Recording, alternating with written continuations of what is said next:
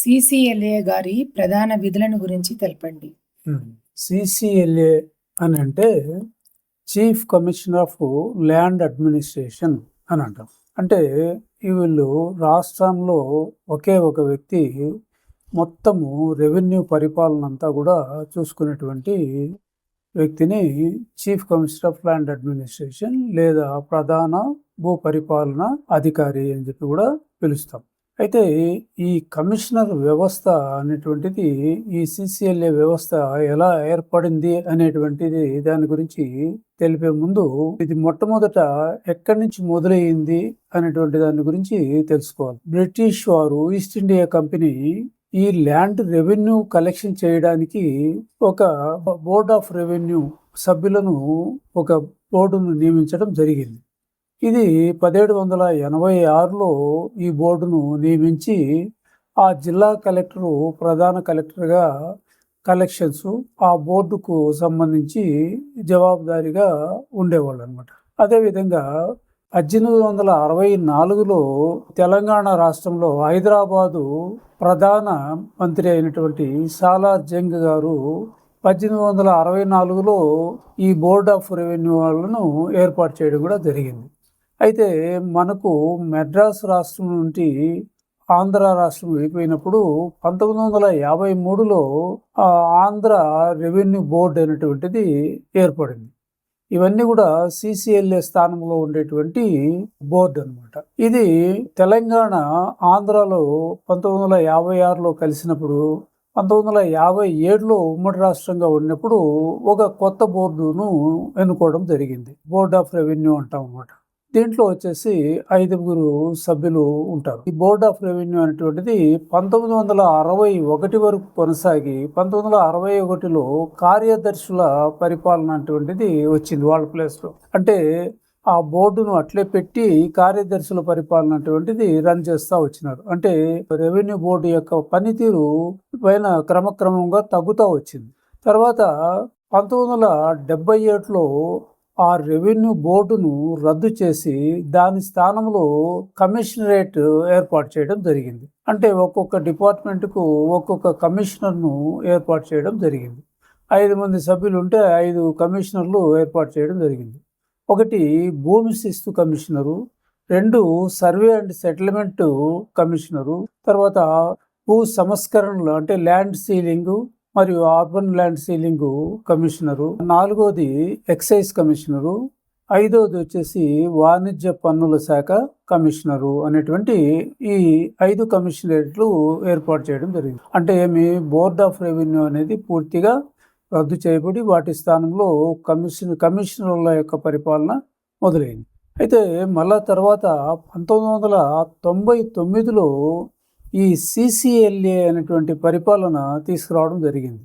ఈ సిసిఎల్ఏలో ఏమైందంటే భూమి శిస్తు commissioner, survey and settlement commissioner మరియు భూ సంస్కరణల కమిషనరు వీళ్ళందరినీ కలిపి ఒకే గొడుగు కిందికి తేవడం జరిగింది. అన్ని కమిషన్లు కలిపి ఒక ప్రధాన కమిషనర్ అంటే chief commissioner of land administration. ఎందుకంటే ఈ 3 కూడా ల్యాండ్ అడ్మినిస్ట్రేషన్కి సంబంధించినటువంటి డిపార్ట్మెంట్లు కనుక సిసిఎల్ఏలో ఈ కలిపి ఒక ప్రధాన కమిషనర్ కింద వీళ్ళు పనిచేయడం కూడా జరుగుతుందన్నమాట. మిగతా వచ్చేసి ఎక్సైజ్ కమిషనరు, తర్వాత వాణిజ్య పన్నుల కమిషనరు, అవి సపరేట్ డిపార్ట్మెంట్లు. కాబట్టి ఈ సిసిఎల్ఏ పరిపాలన అనేటువంటిది 1999 నుండి మొదలైందనమాట. దీని ప్రకారము సిసిఎల్ఏ అనేటువంటిది 5 స్టేజ్ల్లో పనిచేయడం జరుగుతుంది. ఒకటి వచ్చేసి స్టేట్ లెవెల్లో సిసిఎల్ఏ గారు ఉంటారు. అదేవిధంగా జిల్లా స్థాయిలో కలెక్టరేట్లు ఉంటాయి. అదేవిధంగా రెవెన్యూ డివిజనల్ స్థాయిలో ఆర్డీఓలు, సబ్ కలెక్టర్లు పనిచేయడం జరుగుతుంది. అదే మండల స్థాయిలో ఎత్తుకున్నట్లయితే తహసీల్దార్ల వ్యవస్థ, అదే గ్రామ స్థాయిలో ఎత్తుకున్నట్లయితే విఆర్ఓల వ్యవస్థ. అంటే అతి తక్కువ విఆర్ఓ వ్యవస్థ నుండి అతిపెద్ద వ్యవస్థ సిసిఎల్ఏ వరకు ఈ పరిపాలన, రెవెన్యూ పరిపాలన అటువంటిది జరుగుతుంది. సిసిఎల్ఏ గారు 3 రకాలుగా పని విభజనను డివైడ్ చేసి పరిపాలన చేయడం జరుగుతుంది. నెంబర్ 1 వచ్చేసి రెవెన్యూ పరిపాలన, రెండవది వచ్చేసి సర్వే అండ్ సెటిల్మెంట్కు సంబంధించినటువంటి పనులు, తర్వాత భూమి రికార్డుల యొక్క మెయింటెనెన్స్ గురించి చేయడం అనమాట.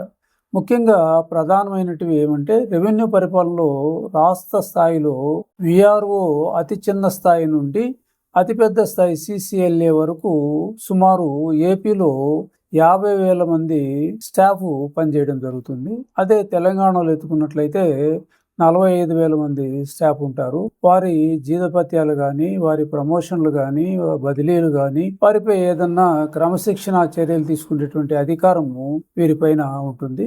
వీరి యొక్క పర్యవేక్షణ కానీ, తనిఖీలు కానీ ఇవన్నీ జరుగుతూ ఉంటాయన్నమాట. జనరల్గా ఈ సర్వే అండ్ సెటిల్మెంట్లో పూర్తిగా ఇప్పుడు సర్వేలు చేయడము, సబ్ డివిజన్లు చేయడము, రీసర్వేలు చేయడము, తర్వాత ఎల్పిఎంలను, ఎఫ్ఎంబీలను, టీపన్లను, విలేజ్ మ్యాప్లను, గ్రామ నక్షాలను తయారు చేయడము, ఇప్పుడు లేటెస్ట్ టెక్నాలజీని ఉపయోగించి కూడా ఈ రీసర్వే అనేటువంటిది ఇప్పుడు జరుగుతూ ఉందన్నమాట. ఈ లేటెస్ట్ టెక్నాలజీలో ఏం వాడతారంటే డ్రోన్ సర్వే జరుగుతుంది.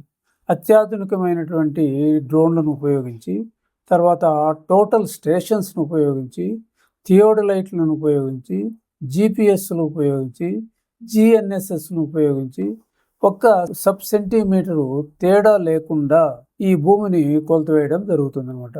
అంటే పూర్వకాలానికి ఇప్పటికి చాలా తేడా ఉంది. పూర్వకాలంలో అంతా కూడా మనుషులు ప్రతి ఏరియాను తిరిగి కొలిచేటువంటి విధానం ఉండేది. కానీ ఇప్పుడు ఆ విధానం లేదు. కొన్ని వందల ఎకరాల భూమిని కూడా కొన్ని నిమిషాల్లోనే సర్వే చేయడం కూడా జరుగుతుంది. ఎందుకంటే ఈ డ్రోన్ సర్వే ఇప్పుడు అడవులు సర్వే చేయాలన్నా, లేకంటే కాలువలు, బురద నేలలు ఇవన్నీ సర్వే చేయాలంటే మనుషులతో కొంచెం కష్టమైనటువంటి పని. అందువల్ల ఈ డ్రోన్ టెక్నాలజీని ఉపయోగించి ఒక్క సెంటీమీటర్ తేడా లేకుండా అత్యంత ఖచ్చితమైనటువంటి విస్తీర్ణాలను కొలచడం జరుగుతుంది. ఇవన్నీ కూడా సిసిఎల్ఏ గారి కంట్రోల్లోనే జరుగుతూ ఉంటుంది అనమాట. ఇది కాకుండా మూడోది భూమి రికార్డులను మెయింటైన్ చేయడం.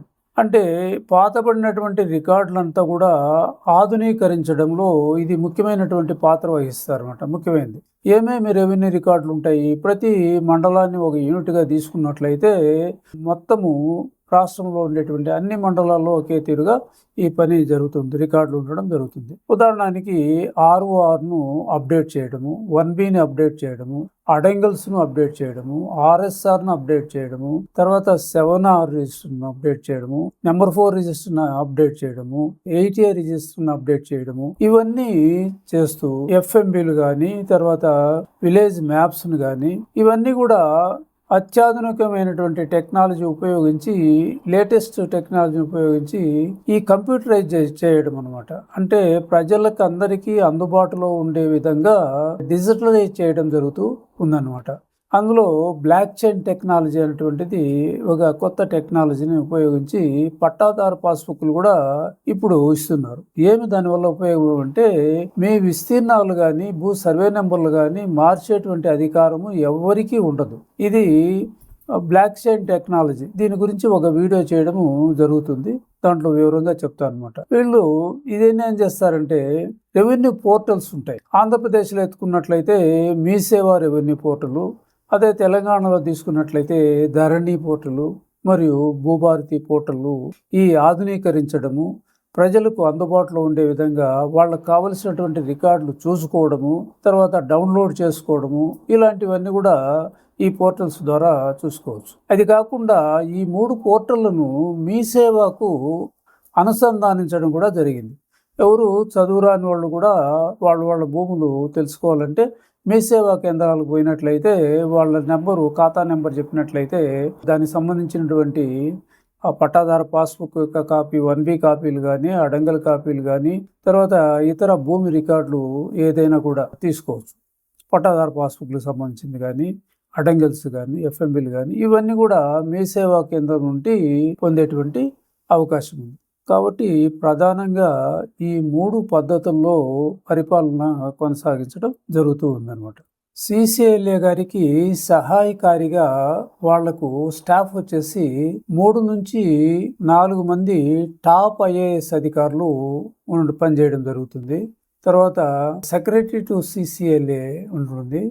తర్వాత అసిస్టెంట్ సెక్రటరీస్ ఉంటారు. డిప్యూటీ కలెక్టర్ ర్యాంకు కలిగినటువంటి అసిస్టెంట్ సెక్రటరీలు. సుమారు వీళ్ళ యొక్క పరిధిలో ఒక 12 సెక్షన్లు, ఒక్కొక్క సెక్షన్కు ఒక్కొక్క సూపరింటెండెంట్, ఈ విధంగా స్టాఫ్ అనేటువంటిది సుమారు ఒక 200 మందికి పైగా కూడా ఈ స్టాఫ్ సెక్రటరీకి సహాయకారిగా ఉండడం జరుగుతుంది అన్నమాట. తర్వాత ల్యాండ్ సీలింగ్ మరియు అర్బన్ ల్యాండ్ సీలింగ్ యాక్ట్ కింద సేకరించినటువంటి భూములను, మిగులు భూములను అర్హత కలిగినటువంటి బీపీఎల్ వర్గానికి చెందినటువంటి నిరుపేద రైతులకు వీళ్ళు పట్టాలు పంపిణీ చేసే విషయంలో కూడా సరైనటువంటి పంపిణీ జరిగిందా లేదా అనేటువంటిది చూసే అధికారము CCLA గారికి ఉంటుంది. దీని గురించి సమీక్షా సమావేశాలు అనేటువంటి జరుగుతూ ఉంటాయి. అదేవిధంగా ప్రభుత్వ భూములు అన్యాక్రాంతం కాకుండా కూడా చూసుకునేటువంటి బాధ్యత CCLA గారికి ఉంటుంది. అవసరమైతే ఎవరన్నా ఇన్ఎలిజిబుల్ పర్సన్స్, ధనిక రైతులు ఎవరన్నా ఆక్రమణలో ఉన్నట్లయితే ల్యాండ్ గ్రాబింగ్ యాక్ట్ కింద ఉపయోగించి ఆ భూములను లాక్కోవడం కూడా జరుగుతుంది. అదే నిరుపేదలు అయినట్లయితే అబ్జెక్షనబుల్ పొరంపోక్స్ కాకుండా ఏదైనా నిరుపేదలు సాగు ఉన్నట్లయితే శివాయి జమ్మా సాగుదారి కింద వాళ్లకు, నిరుపేద కుటుంబాలకు పట్టాలు ఇవ్వడం కూడా జరుగుతుంది. ఇది కాకుండా రెవెన్యూ సంబంధించినటువంటి కొన్ని భూములు, అంటే భూసేకరణ కింద చేసినటువంటివి, తర్వాత రాష్ట్ర ప్రభుత్వము, కేంద్ర ప్రభుత్వానికి సంబంధించినటువంటి ఆస్తులు ఇతరులు అన్యాక్రాంతం కాకుండా, అక్రమ రిజిస్ట్రేషన్ కాకుండా 22A(1A) నుండి 22A(1E) వరకు ఉండేటువంటి వివిధ సెక్షన్ల కింద పెట్టడం జరుగుతుంది. ఉదాహరణకి ప్రభుత్వ భూములు, ప్రభుత్వానికి సంబంధించినటువంటి రోడ్లు కానీ, బిల్డింగులు కానీ, అటవీ ప్రాంతాలు కానీ, ఇవన్నీ కూడా. అదేవిధంగా వక్ఫ్ బోర్డుకు సంబంధించినటువంటి భూములు కానీ, తర్వాత ఎండోమెంట్కి సంబంధించిన భూములు కానీ, భూసేకరణ కింద తీసుకున్నటువంటి భూములు కానీ, ఇలాంటి భూములన్నీ కూడా ప్రజలు ఆ భూముల్లో అక్రమ రిజిస్ట్రేషన్లు చేసుకోకుండా ఉండే దానికోసము 22A(1A) నుంచి A(1E) వరకు ఉండేటువంటి సెక్షన్లో వీటిని పెట్టడం జరుగుతుంది. వీళ్ళు ఎలాంటి అన్యాక్రాంతం చేసేదానికి, అక్రమ రిజిస్ట్రేషన్ జరిగేదానికి వీలు లేకుండా ఉంటుంది. అయితే పట్టా భూములు కూడా అర్హత కలిగినటువంటి అన్ని హక్కులు ఉండేటువంటి పట్టా భూములు కానీ, తర్వాత ఎక్స్ సర్వీస్మెన్కి చెందినటువంటి భూములు కానీ, పొలిటికల్ సపరస్కు సంబంధించిన భూములు కానీ, లేదంటే స్వతంత్ర సమరయోధులకు సంబంధించిన భూములు కానీ, తర్వాత బ్యాంకులు యాక్షన్లో కొనుగోలు చేసినటువంటి భూములు కానీ, వీటన్నిటికీ సర్వ హక్కులు ఉన్నాయి రైతులకు. కానీ అటువంటి భూములు కూడా ఈ 22A జాబితాలో పెట్టడం జరిగింది. ఇనాం భూములు, అదేవిధంగా సర్వీస్ ఇనాం భూములు, ఇవన్నీ కూడా రైతులకు సర్వ హక్కులు కలిగి ఉన్నాయి. చుక్కల భూములు కూడా, ఇవన్నిటిని 22Aలో పెట్టి సుమారు 1 కోటి ఎకరాల వరకు పెట్టడం జరిగింది. కానీ గత ప్రభుత్వం అనేకమైనటువంటి తప్పిదాలు చేసింది, దీంట్లో చాలా తప్పులు జరిగినాయనేటువంటి ఉద్దేశంతో వాటిని దశల వారీగా ఎంక్వైరీ చేస్తూ విడుదల చేయడం జరుగుతూ ఉందన్నమాట. ఇంకా కూడా చాలా ఎక్కువ మొత్తంలో భూములు 22A నిషేధ జాబితాలో ఉన్నాయి. ప్రజలు కూడా చాలా ఇబ్బందులు పడేటువంటి పరిస్థితులు ఉన్నాయి. వాటిపైన చర్యలు తీసుకునేట్టుగా సీఎం గారు ప్రత్యేక శ్రద్ధ వహిస్తూ ఉన్నారన్నమాట. ఇది కాకుండా రెవెన్యూ అప్పీల్స్లో ఈయన తుది అధికారి అన్నమాట. రెవెన్యూ తరఫున తుది అధికారి. ఎందుకంటే తహసీల్దార్ చేసినటువంటి తప్పులు కానీ, ఏదన్నా కానీ దానిపైన ఎవరికి అప్పీల్ చేసుకుంటాము? ఆర్డీఓ గారికి అప్పీల్ చేసుకుంటాం. ఆర్డీఓ చేసినటువంటి దానిపైన జాయింట్ కలెక్టర్ గారికి అప్పీల్ చేసుకుంటాం. ఆ జాయింట్ కలెక్టర్ చేసిన దానిపైన కూడా ఏదైనా నచ్చనట్లయితే CCLA గారికి అప్పీల్ చేస్తాం. కాబట్టి రెవెన్యూ కోర్టులో అత్యంత అధికారి అయినటువంటి CCLA గారు ఫైనల్ అన్నమాట. అయితే వాళ్ళది కూడా సరిగా నాకు నచ్చలేదు అనుకుంటే, ప్రజలు అనుకున్నట్లయితే హైకోర్టును కానీ, హైకోర్టును అప్రోచ్ కావచ్చు. హైకోర్టు కూడా నచ్చినట్లయితే సుప్రీంకోర్టు, అది తుది కోర్టు అన్నమాట, అది ఫైనల్ కోర్టు. ఇలాగా అప్పీల్స్ అనేటువంటిది ఈ ప్రధానంగా చేయడం జరుగుతుంది. తర్వాత రెవెన్యూ డిపార్ట్మెంట్లో ముఖ్యంగా ప్రజా పంపిణీ వ్యవస్థ అనేటువంటిది జరుగుతూ ఉంది. ఈ ప్రజా పంపిణీ వ్యవస్థ ఏ విధంగా జరుగుతుందంటే, ఈ రేషన్ షాప్ డీలర్లు అనమాట. బియ్యం కానీ, నూనెలు కానీ, కిరోసిన్ కానీ ఇలాంటివన్నీ కూడా డీలర్ల తరఫున చేస్తుంటారు. వీళ్ళను ఇవి సక్రమంగా జరుగుతుందా లేదా అనేటువంటిది చూడాల్సినటువంటి బాధ్యత CCLA గారికి కూడా ఉంది. ఇది కాకుండా ప్రకృతి వైపరీత్యాలకు ఏదన్నా జరిగింది, పంట నష్టాలు జరిగినాయంటే ఇమ్మీడియట్గా ఈ CCLA గారు కీలక పాత్ర వహించడం జరుగుతుందన్నమాట. CCLA గారు ఇట్లా రెవెన్యూ డిపార్ట్మెంట్కు సంబంధించి అటు రాష్ట్ర ప్రభుత్వానికి సంబంధించిన అనుసంధానకర్తగా పనిచేయడం జరుగుతుంది. అంటే రెవెన్యూ డిపార్ట్మెంట్కి సంబంధించి సీఎం గారు ఏదైనా సమస్యల గురించి తెలుసుకోవాలనుకుంటే వెంటనే సంప్రదించేది CCLA గారిని సంప్రదిస్తారు. కాబట్టి CCLA గారు ఏం చేస్తారు, వీళ్ళ కంట్రోల్లో ఇదివరలో చెప్పినట్టు రాష్ట్రంలో జిల్లా కలెక్టర్లను అడగడం జరుగుతుంది. జిల్లా కలెక్టర్లు వచ్చేసి రెవెన్యూ డివిజనల్ అధికారులను అడగడం జరుగుతుంది. వాళ్ళు వచ్చేసి తహసీల్దార్ గారు, వాళ్ళు వచ్చేసి డిప్యూటీ తహసీల్దార్ గారు, MRIలు, VROలు అక్కడి నుంచి సమాచారాన్ని సేకరించి CCLA గారికి పంపడం జరుగుతుంది. ఇది CCLA గారి ప్రధానమైనటువంటి విధుల్లో ఇవి. Thank you very much.